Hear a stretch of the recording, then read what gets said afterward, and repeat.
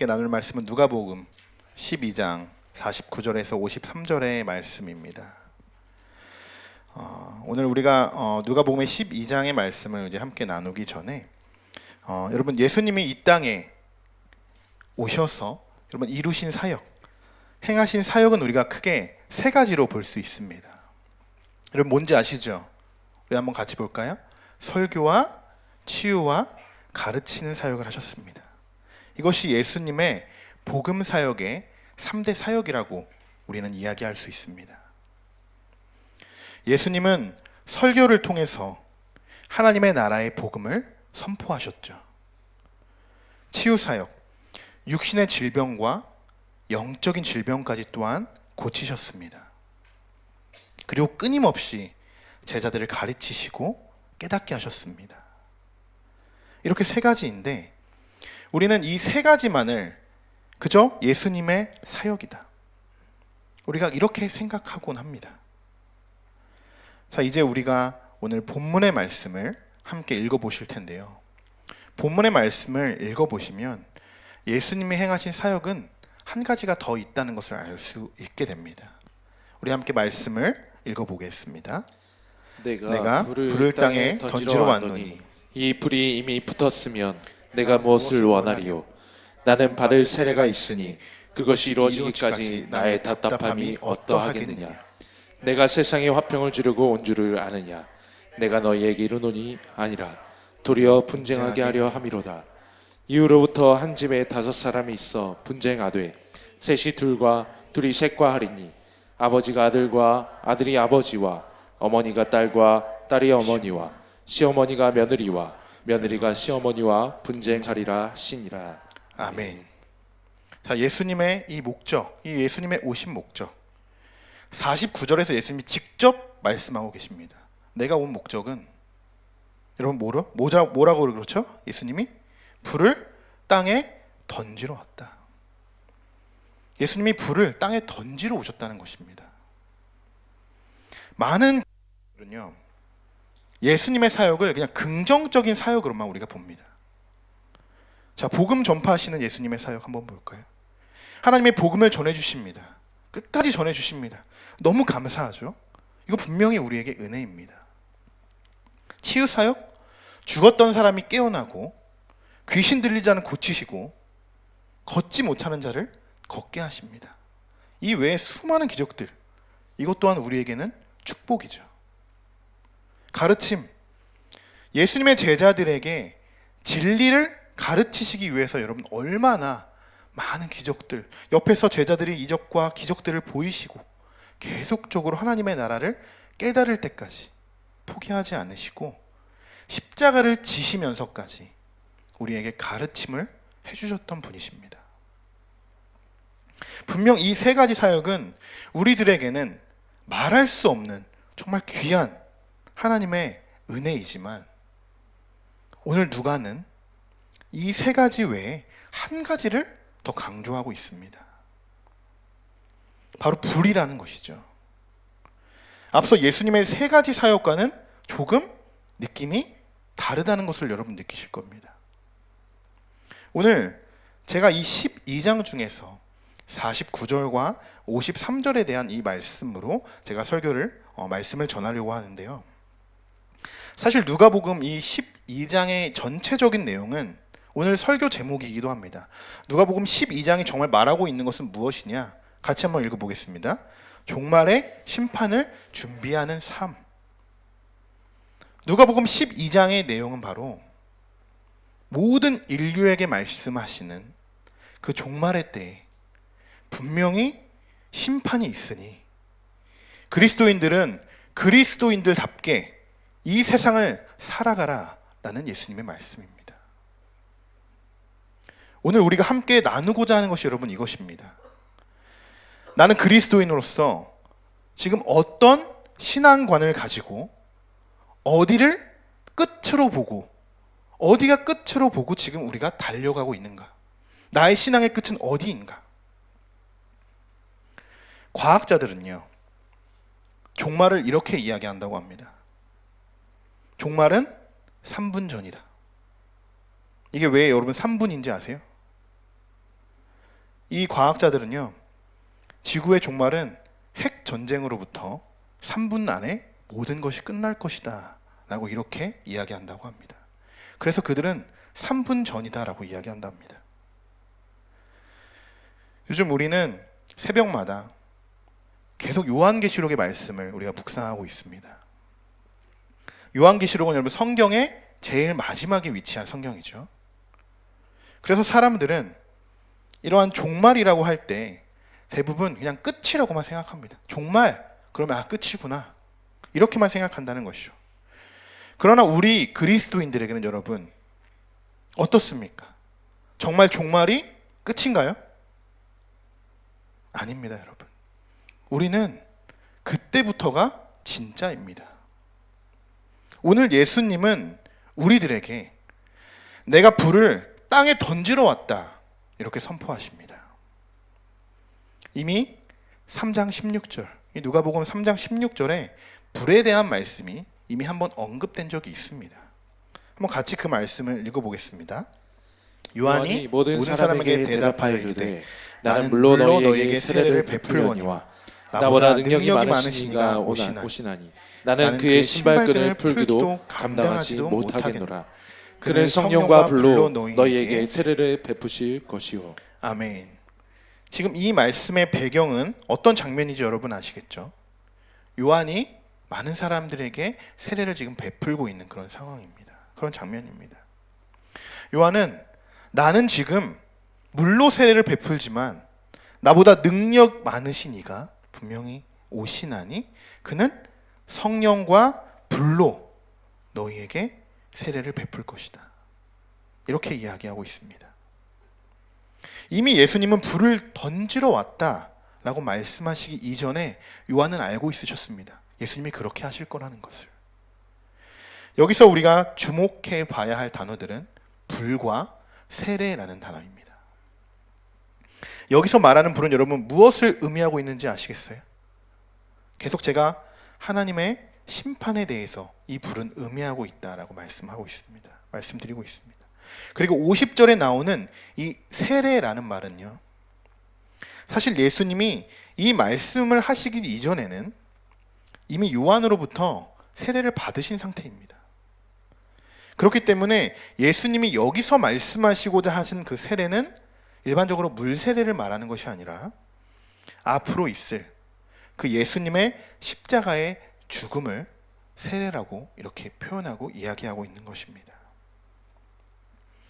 여러분, 결국 오늘 본문에서 말하고자 하고 있는 내용은 위에서 예수님의 그 사역 세 가지를 살펴본 그 세 가지 외에도 예수님은 계속적으로 우리에게 심판이 있다라는 것을 우리에게 말씀하고 계신다는 것입니다. 그러면 우리들은 이 상황을 어떤 상황으로, 어떤 시선으로 바라봐야 하는 걸까요? 오늘 하나님이 우리에게 계속적으로 묻고 계시는 것입니다. 무엇을요? 지금 너희들이 정말 그리스도인의 모습으로 지금 살아가고 있느냐라고 계속적으로 우리에게 묻고 계신다는 이야기입니다.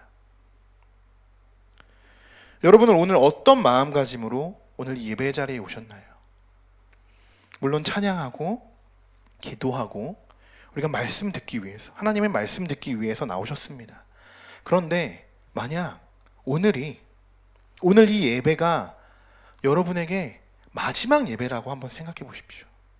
이 예배가 지금 마지막 예배다.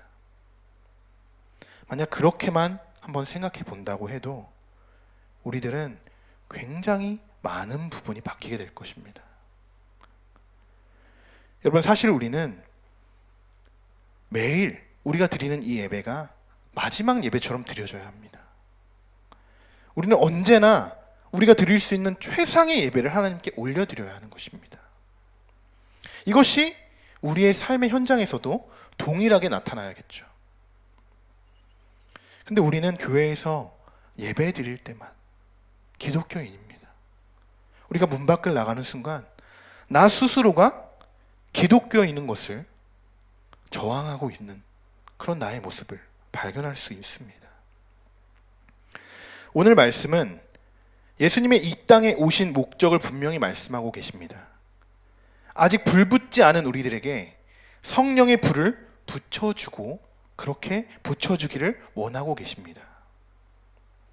여러분, 우리 중에 하나님의 심판이 두렵지 않은 사람은 아무도 없을 겁니다.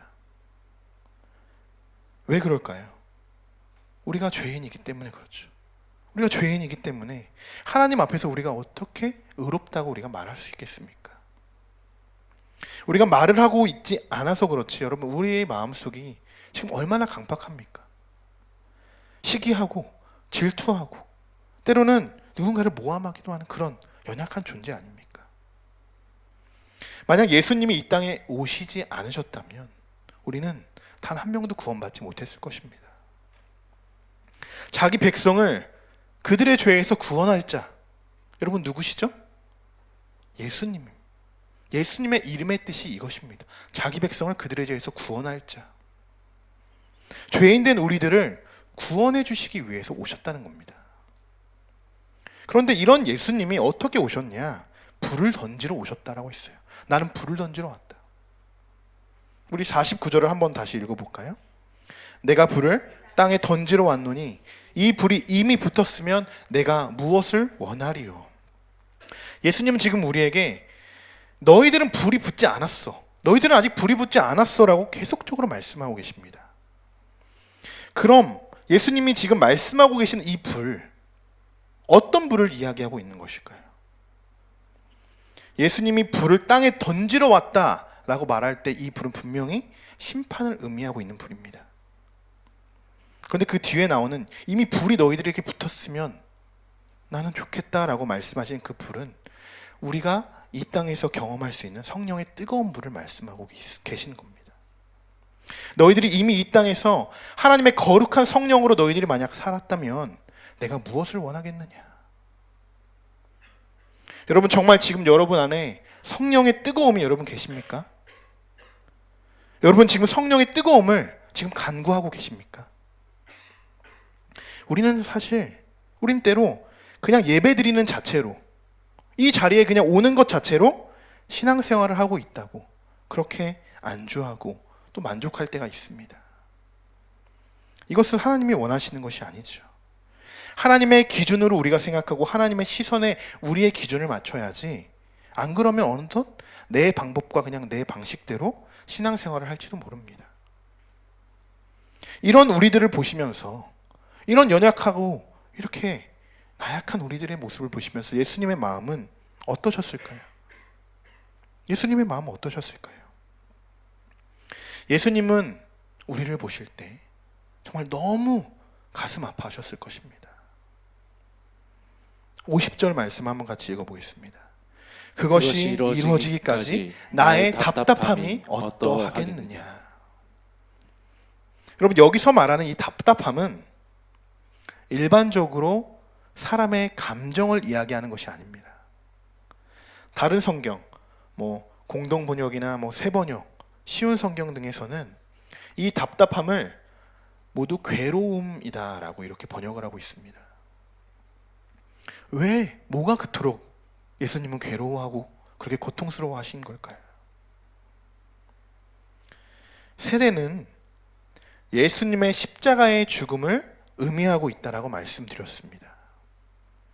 예수님이 십자가에 달려 돌아가심으로 우리의 모든 죄를 사해 주시고 분명히 구원해 주셨지만, 막상 우리들에게는 예수님의 죽음이 십자가의 능력으로 다가오지 못하는 것에 대한 그 아픔, 그것 때문에 예수님은 지금 힘들어하고 괴로워하고 답답하다라고 말씀하고 계시는 것입니다.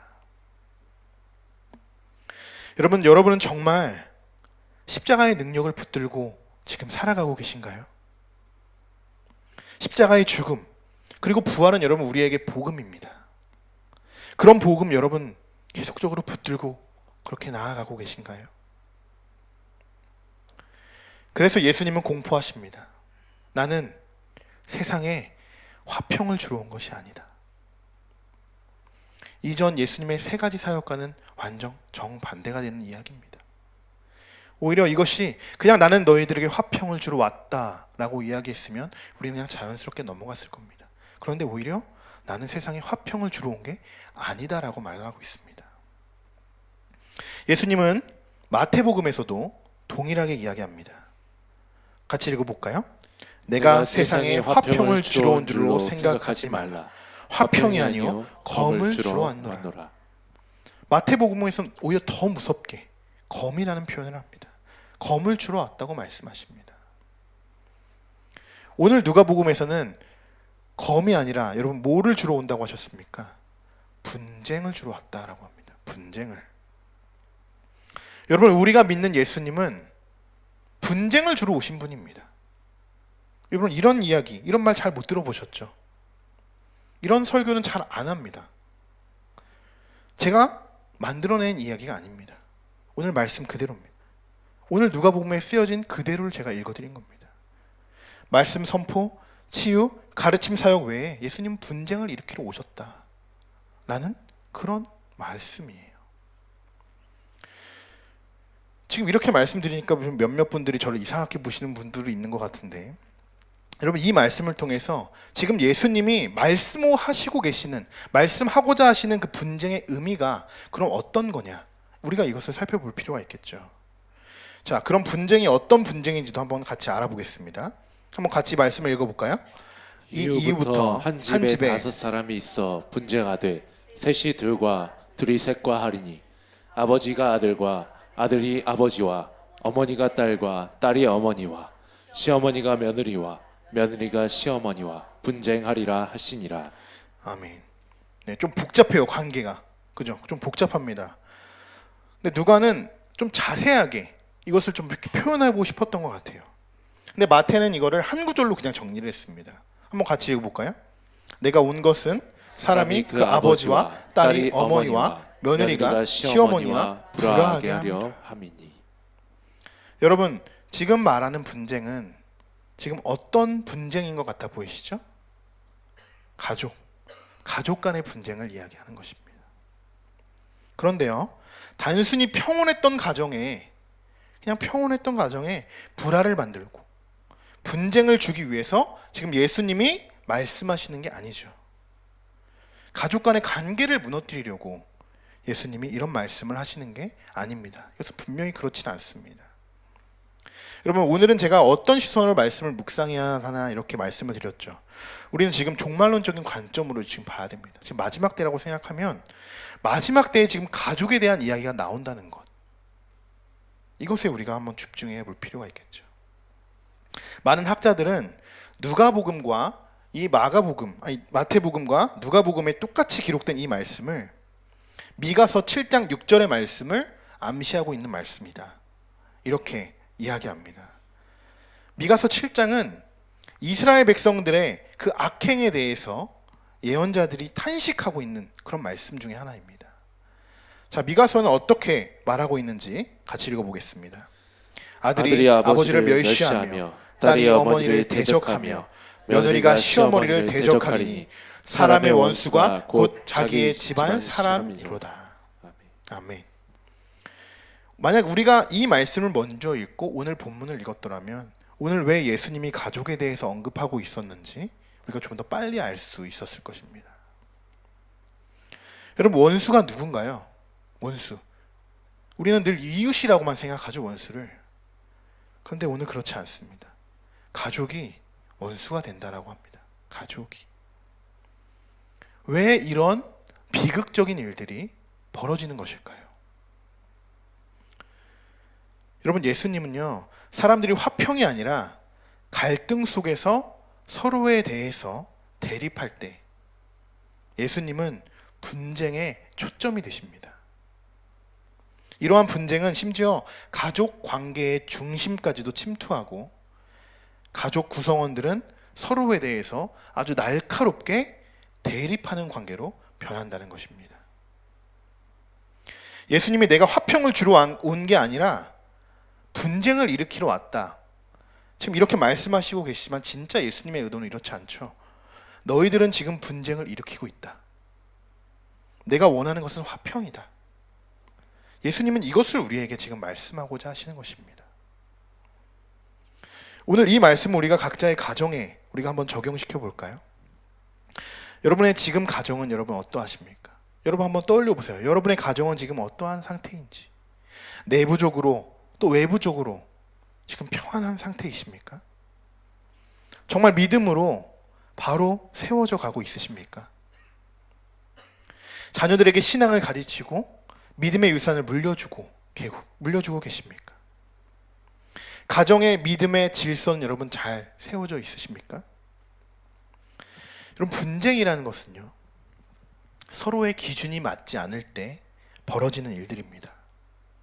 그런데 좀 전에 제가 분쟁의 초점은 예수님이다 라고 말씀드렸습니다. 분쟁이 여러분 진짜 일어나는 이유, 우리 가족에서 정말 분쟁이 일어나는 이유, 그 외에 공동체에서 분쟁이 일어나는 이유, 여러분의 중심의 기둥이 예수님으로 세워졌다는 증거입니다.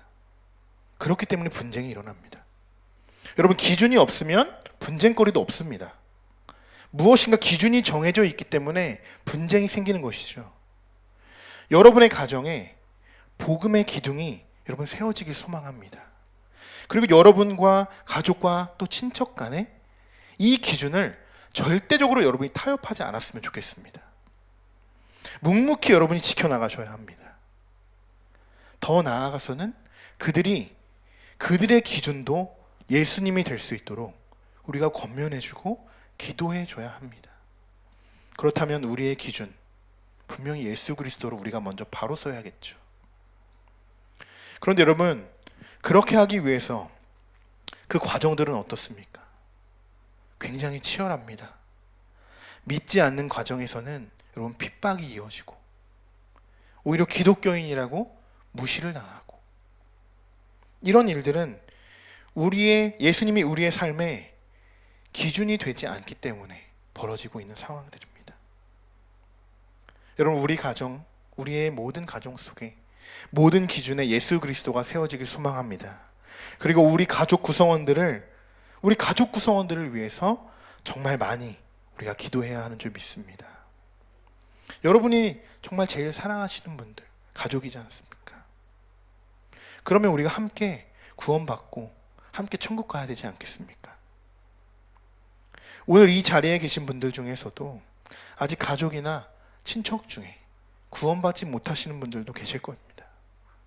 저도 마찬가지입니다. 그래서 우리 이 밤에 우리 가족들을 위해서, 이 예수 그리스도가 중심으로 들어가려고 하는데 계속 분쟁이 일어나는 그 우리 가족들을 위해서 애타게 부르짖으며 우리가 기도하기를 바랍니다. 더욱더 기독교를 핍박하는 자들을 위해서 우리가 오히려 축복하며 기도해 줄 수 있기를 바랍니다. 예수님이 불을 던지시고 가정에 분쟁이 있게 하시는 것은 여러분, 우리가 예수 그리스도로 인해서 회복되기를 원하시는 것입니다. 그것도 가정의 회복에 대해서 강조하고 있으신 것입니다. 오늘 예수님은 계속적으로 우리에게 불을 던지러 왔다, 나는 불을 던지러 왔다라고 말씀하고 계십니다. 여러분, 그러면 우리가 반대로 한번 우리가 불을 붙여보면 어떨까요? 오늘 예수님이 말씀하시는 불은 분명히 심판의 불이지만 우리가 오늘 붙여야 할 불은 무엇일까요? 성령의 불을 붙여보는 것입니다. 우리가 한번 성령의 불을 이 시간 간구해보면 어떨까요?